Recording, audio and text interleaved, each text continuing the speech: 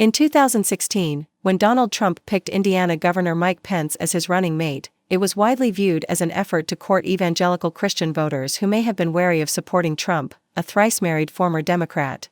This time around, he opted for JD Vance.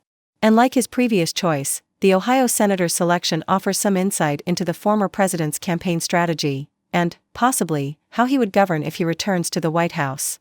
The pick suggests Trump knows this election will be won and lost in a handful of industrial Midwest battleground states.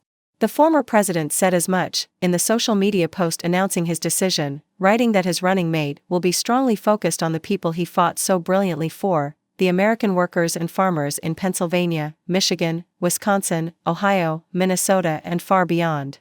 Trump went on to laud his pick's military service and his Ivy League law school pedigree. At only 39, Vance will provide a youthful counterpoint to the candidates at the top of both presidential tickets.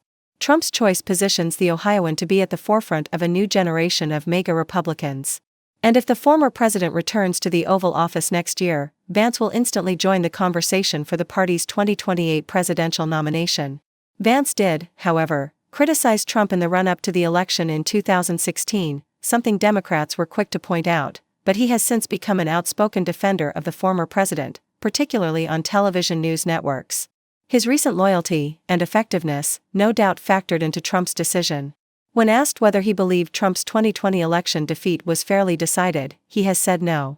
He has also said that, unlike Mr. Pence, he would have tried to block the certification of the election results in Congress on January 6, 2021, the day of the Capitol riot.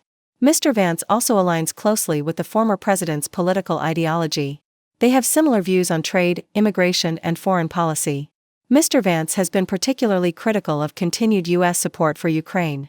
Trump over the course of his campaign has laid out some of his plans for governing in a second term, with across-the-board tariffs, a pledge to deport tens of millions of undocumented migrants, and an aggressive realignment of the federal bureaucratic workforce. The Vance pick is further evidence that Trump has doubled down on Trumpism. That, too, is something his Democratic opponents are sure to point out. On Monday, Mr. Biden told reporters he didn't see any difference between Mr. Vance and the former president.